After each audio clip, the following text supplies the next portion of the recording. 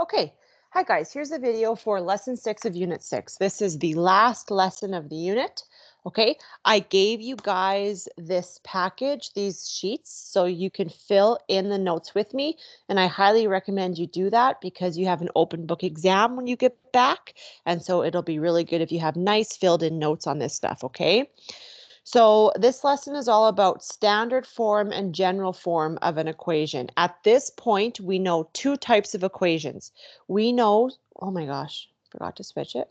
We know slope-intercept form. That's the first one we learned about in 6.3. So slope-intercept form is that one that's y equals mx plus b, where m is the slope and b is the y-intercept. Okay, that should ring a bell. Then in 6.5, we learned about slope point form of an equation. And that's the one that's y minus y1 equals m bracket x minus x1. Okay, so that's that equation. And remember in this one, same thing, the m is a slope. And then if we pull out that x1 and that y1 value and we flip the symbols, remember, then that will be a point on the line. So we've learned those two. We are going to learn about two more today. The first one we're going to learn about is the standard form of an equation. Standard form of an equation looks like this. ax plus by equals c. So all this really means is that standard form will have an x term and a y term on the left. And then there will be a constant term, constant meaning just a lone number, a number all by itself will be on the right. Okay. And then there's a little note here that says where the coefficients and constant term are. Now, just a little reminder of grade 9. Coefficients are the numbers that show up in front of the variable. So in the equation, there's going to be a number in front of x and a number in front of y. Those are the coefficients. And then the constant term is the number that's all by itself there. And this little note here says that the coefficients and the constant term, so those three things that are highlighted, are whole numbers. Whole numbers means, in other words, no fractions. Okay, so standard form cannot have any fractions. They just got to be straight up whole numbers, like, for example, a -3 or a +5. Okay, the next form is general form, and this is very similar to standard form.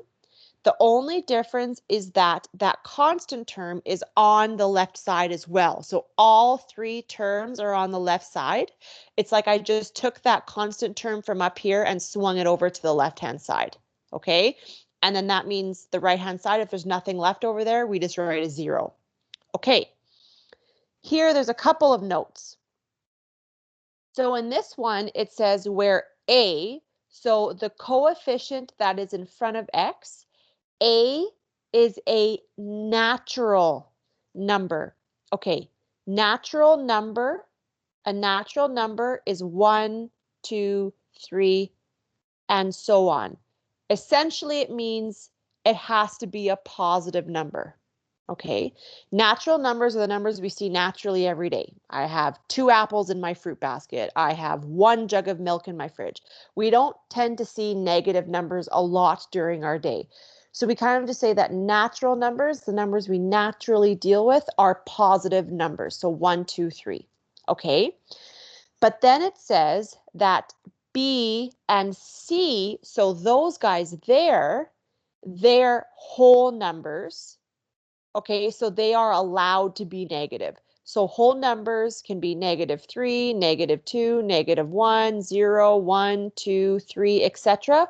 Whole numbers are allowed to be negative as long as there's no fractions. So really what that boils down to for both of these equations, no fractions at all for any of them. Okay, and then in this form here, in general form, A must be positive. So just remember those two rules. No fractions at all, and in the general form, when all three terms are on the left-hand side, the leading term, that A there, has to be a positive. Okay.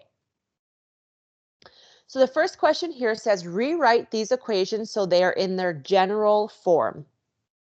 So general form, we just went over it, is ax plus by plus c equals 0. So I want, whoa, that was nasty, equals 0. So I want all of the terms to be on the left-hand side.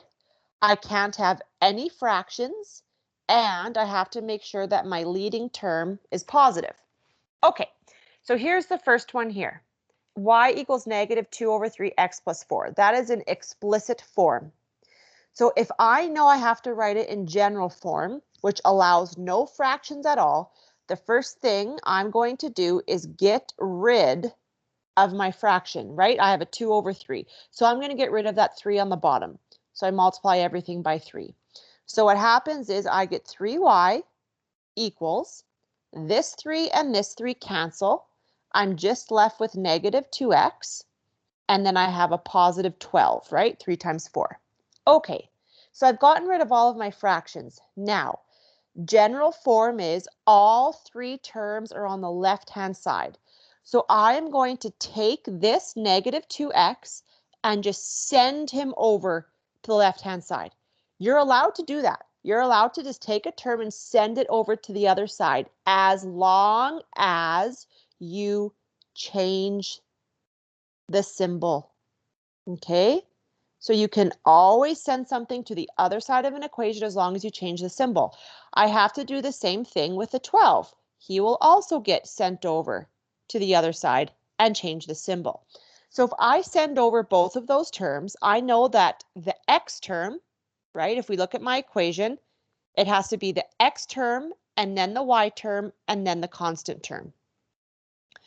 So I'm going to lead with my x term, which is negative 2x, but I flipped the symbol, so now it's just 2x.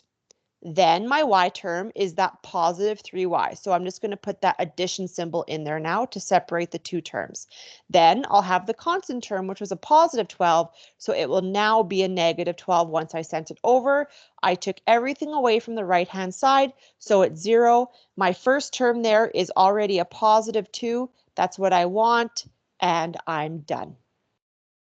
Okay, this one over here, this is slope point form of an equation. There's a fraction and there's brackets. So to get general form, I have to get rid of that 5, that denominator of 5, and I also have to get rid of the brackets.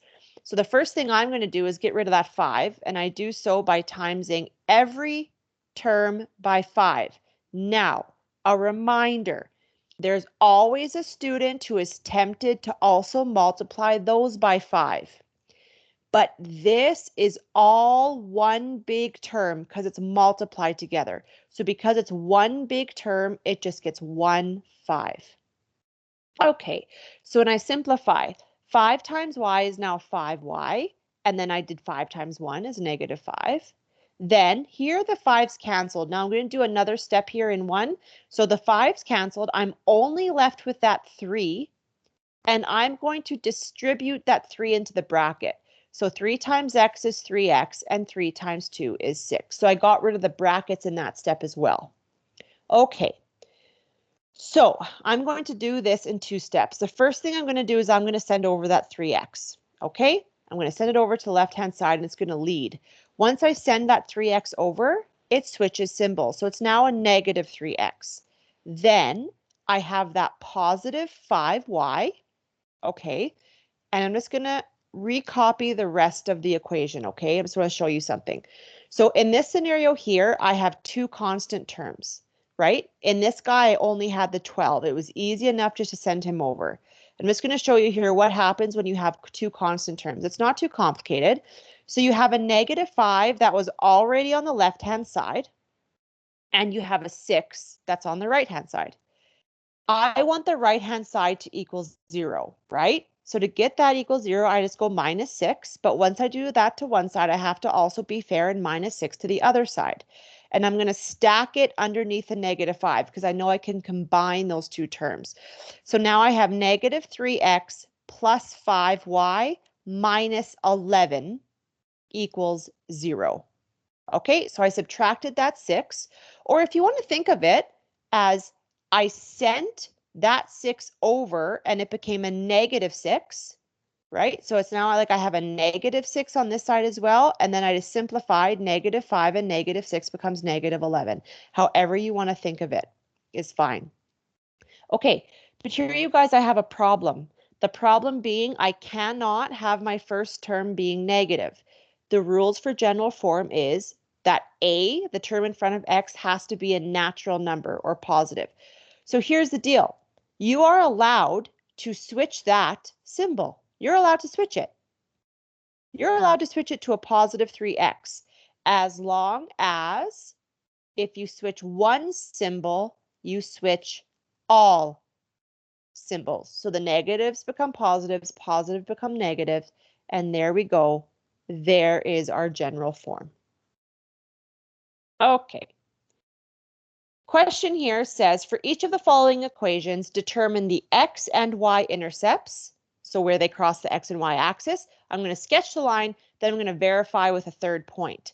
Okay, so the x-intercept is where it crosses the x-axis at, and we've already discussed in Unit 5 that wherever it crosses the x-axis, we know that y is 0 at that point. The y-intercept is where it crosses the y-axis at, and we know wherever a line crosses the y-axis, x will be 0 at that point. So over here, if I do my work and I want to find the x-intercept, all I do is replace y with 0 in the equation. Then I'm going to find the y-intercept by replacing x with 0 in the equation. Okay, so here we go. So I take my equation, I'm finding the x-intercept, I sub y in with 0. So I have 3x plus 2, but it's 2 times 0 now, minus 18 equals 0. So I'm just using this equation right here and plugging 0 in for y. I know that 2 times 0 just goes away, right? It's just 0. So I have 3x minus 18 equals 0 now. I'm going to send that 18 over to the other side, or in other words, I add 18 to both sides. I divide off 3, and I get x equaling 6. So I know that my x-intercept crosses at the x-axis at 6 when y is 0. I do the exact same thing here to find my y-intercept, but this time I replace x with 0. So 3 times 0 is 0. So all I have is 2y minus 18 equals 0. I'm going to add that 18 to both sides or send it over and it becomes positive. I divide off the 2. 18 divided by 2 is 9. So I know that when x is 0, y is 9. Now, the directions also say to verify with a third point. So this is where you choose a random value for x. Pick a logical x value though. Don't pick x is 40 because you'd have to draw your graph out all the way to where x is 40. I would choose something like x is 1 or 2 or -1 or -2, somewhere low. Okay, I'm going to go crazy. I'm going to go x is 3. Okay, so in my equation, I replace x with 3. So it becomes 3 times 3 plus 2y minus 18 equals 0. And I solve. That's 9. Okay, I recopy everything else. But now 9 take away 18 is -9. So now I have -9 plus 2y equals 0. I just simplified those two numbers. They were on the same side. When they're on the same side, you just simplify. Now I'm going to add 9 to both sides. So it becomes 2y equals 9. Those canceled, and then 0 plus 9 is 9. I divide off 2, and I get that y equals 4.5. I just divided that decimal. So I just discovered that when x is 3, y is 4.5. So now what I do is I take these 3 points I just discovered, I graph them, and I hope that they all form a nice straight line. If they do, I know I did something right. Okay, so I'm going to draw my x-axis. I'm going to draw my y-axis. You guys, I'm getting so good with this ruler. I'm so proud of myself. Okay, y. There we go. My arrows, my titles. Okay, so my first point is the x-intercept. So where it crosses the x-axis is 6. Then where it crosses the y-axis is 9. 1, 2, 3, 4, 5, 6, 7, 8, 9. Then my verifying point, I hope that is in line with the other two. So when x is 3, y is 4.5, which is right around there. If I take a ruler, I see that these three form a beautiful straight line. Phenomenal. Good for us. Okay, this question right here, you guys, is pretty much the exact same thing. So I'm not going to spend time doing that because A, my battery is dying, and B, this is already a long lesson to begin with, and I have a couple questions left. So I'm just going to leave this one, and you can do it on your own and come back and check the notes to see if you did it right. Okay, example 3, what would be the slope of the line 3x minus 2y minus 16 equals 0? So there you go. You have an equation in general form, and I want the slope. But general form doesn't just give you slope, right? But this equation does. This equation gives you, this equation gives you slope, right? The number in front of x. So what I do here, if I can make this look like this, I can find the slope. And all I have to do to make that happen is to isolate y. So I'm going to take my y term, send everything away from it, and start to isolate that y. So if I want to get y all by itself on the left-hand side, I'm going to first send over the 3x and then send over the negative 16. Remember, when you send them over, they switch symbols. So on the left-hand side, I just have negative 2y left over. I sent the 3x over, it became negative. I sent the negative 16 over, it became positive. So now I'm getting closer to isolating y. I'm going to now completely isolate y by dividing each term by negative 2, because those cancel. Then I have y all by itself. Now here I have negative 3 over negative 2. We know that that just becomes 3 over 2. And then positive 16 divided by negative 2 is negative 8. And there you go. We very easily isolated y. We got it all by itself. And so we know now that the slope is that fraction in front of x, 3 over 2. Bada boom, bada bing. Okay, this last question here. I really hope I don't get cut off. I have about 10%, no, I have 32% left in my battery, but it's draining quickly. So if this gets cut off, the video, I'm sorry. I'm going to start here, and then if it gets cut off, you can always just come back and look at the notes. I'll make sure the notes are filled in for you. What just happened? What just happened? Oh boy, I went up a lesson. Okay, so I have this giant table here. For question A, I give you standard form, and I want you to write that or switch it to slope-intercept form and general form. Okay, well, I'm going to start with the easiest one, which is general form. General form is the one where it's everything on the left-hand side. So all I have to do is just send the 16 over, right? So if I send that 16 over, I get 4x minus 2y. The 16 was positive on the right-hand side, so it'll be negative on the left-hand side, equaling 0. How easy is that? Done. Okay, slope-intercept form is this guy. So to get it to be like that, we just did a question like this. I have to isolate y. So if I want to isolate y, I'm going to send the 4x over. So if I do that, I have negative 2y all alone on the left. When I sent that 4x over to the right-hand side, it became negative. But the 16 doesn't change. The 16 stays positive because he's still on the right-hand side. Okay, so last step is I divide off the negative 2, divide off the negative 2, divide off the negative 2 to each term so that those cancel.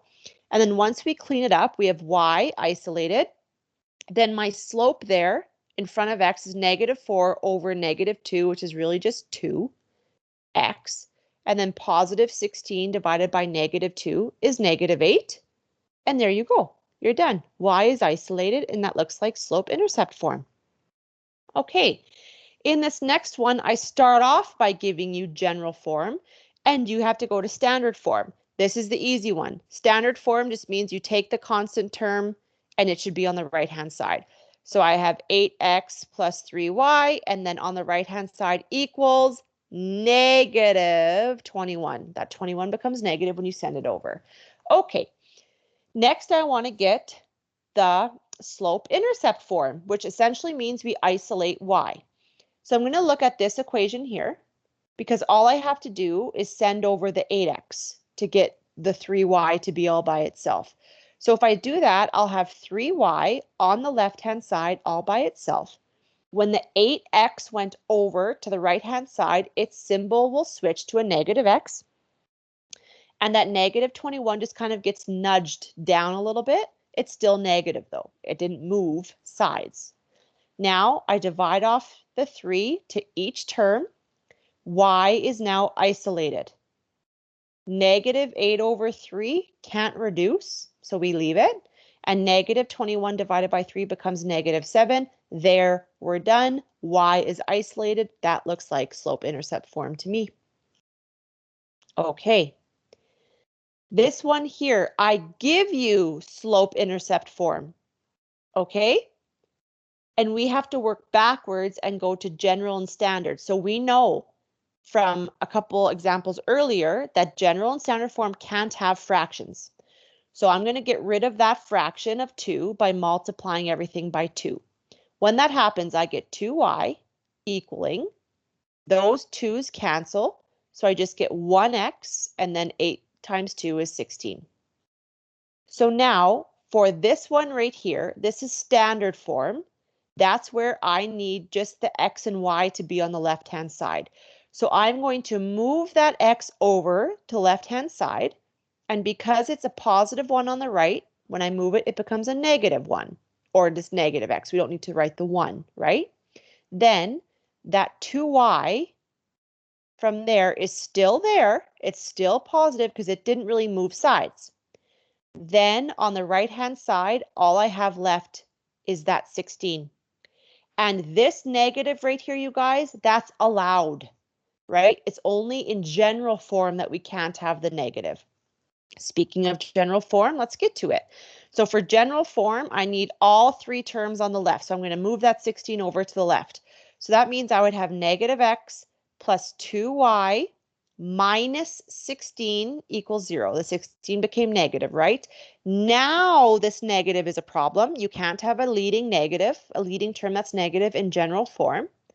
So I'm allowed to switch that to a positive, as long as I switch the other symbols as well.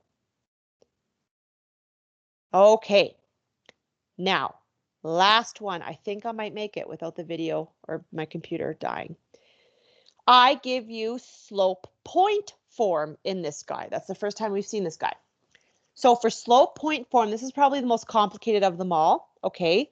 For slope point form, I'm not allowed to have fractions or brackets for general or standard form, right? So that's the first thing I'm going to do, is I'm going to get rid of that fraction of 3 by multiplying by 3. When I do that, I get 3y minus 3 equaling. Now, again, I'm going to do kind of 2 steps in one. The first step being that those 3's cancel out, and the second step being that the 2 distributes. So the 2 times x is 2x, and 2 times negative 3 is negative 6. Okay, so I've cleared out the fractions and I've cleared out the brackets. Okay, so what I'm going to do here is I think going to standard form is going to be very simple, because for standard form, I just need to send the x over to the left, but I need the constant terms to be on the right. Okay. So if I send this 2x over to the left, it will become negative 2x. I still have that positive 3y on the left. Okay, stay with me. But now I need my constant terms to be on the right. I already had a negative 6 on the right, but I can't forget that this negative 3 that was on the left has to be sent over to the right. Or in other words, I add 3 to both sides. Adding 3 to both sides would cancel it out here. And then on the right-hand side, it's like I have a plus 3. So then I have negative 2x plus 3y. I have my x and y on the left, and then I have just a negative 3 because I just simplify those guys. I brought the 2 constant terms together in other words. Okay, so now for general form, I'm going to bring that constant term of -3 over to the left-hand side, and it becomes positive when I do so. But I can't have a leading term be negative, so it becomes positive 2x. Switch the other symbols as well, so -3y minus 3 equals 0. Okay, last one is slope-intercept form. So for slope-intercept form, I have to get y all by itself. Okay, I'm going to look at this equation right here because all I have to do to start isolating y here is send over that 2x, -2x. So if I do that, I'll get 3y equaling this -2x got sent over and is now positive 2x. And then I still have that -3 that was already on the right. Then to isolate y completely, I divide 3 at each term. Y equals 2 over 3, can't really do anything with that. And then 3 over 3 is -1. And you should note something here. All 4 of these equations represent the same line, right? These 2 right here contain slope. So the slopes should be the same. If you did your work right, the slope should be 2 on 3 for both of them.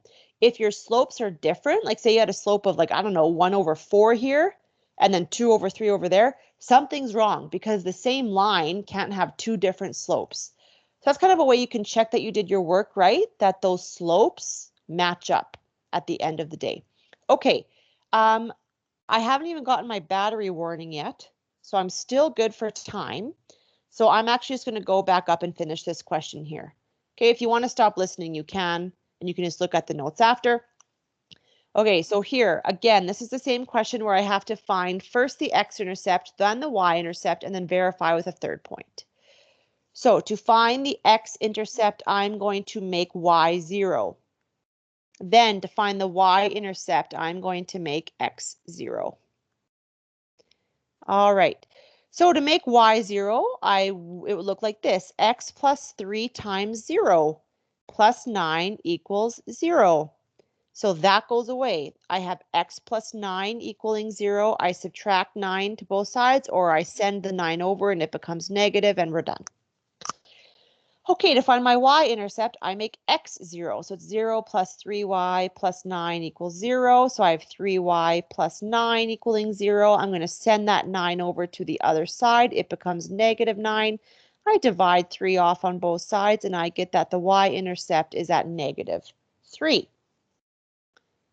Okay, I'm just going to verify here. I'm going to verify with, oh, I don't know, x equals -4. Why not? Okay, so if that's the case, -4 is replaced with x, or sorry, x is replaced with -4. And then I recopy the rest of the equation. Now, on the left, I have -4 plus 9. They're on the same side, you guys. When they're on the same side, just simplify them. -4 plus 9 is 5, plus 3y equals 0. I'm going to send that 5 over or subtract 5 to both sides, however you think of it, equals -5. I divide off the 3. Y equals -5 over 3. So we know that we're going to have to estimate a little bit for that point. Okay? All right. So I'm just going to draw my lines here. If I can move.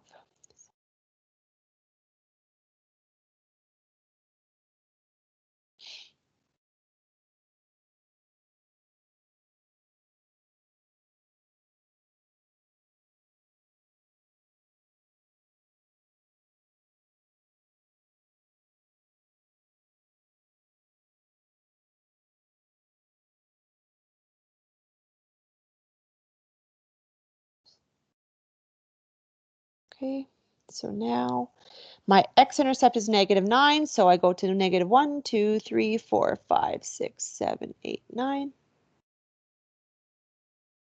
Okay, my y-intercept is at -3.